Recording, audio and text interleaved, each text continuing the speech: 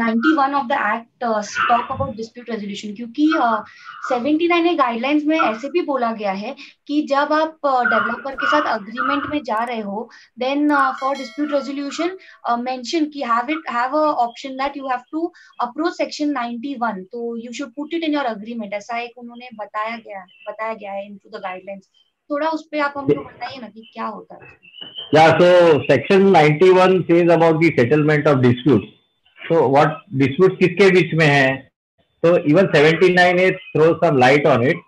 79 है ऐसा बोलता है कि agreement जो contractor है, architect है, society shall have a condition that disputes if any of the redevelopment shall be settled under rule number 91A of the rules. ऐसा बोलता है section 91 जो क्या बोलता है कि dispute resolution का mechanism है.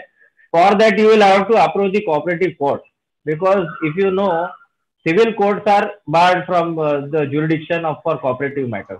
तो उनको फिर जहाँ आपको dispute resolution कहाँ करोगे? So there are two things. One is either you approach the court, or I will also say that you are also an option for arbitration.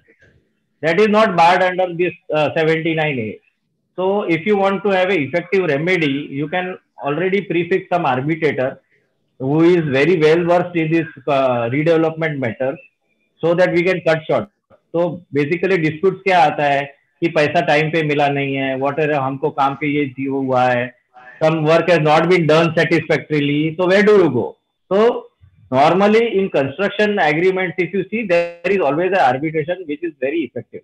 If you don't have an arbitration clause in the agreement, so section 91 it will go to the cooperative court, because all the disputes between the members inter se and between the persons who are interacting with the society, because society will be entering into the contract with the contractors or the developer or whatever.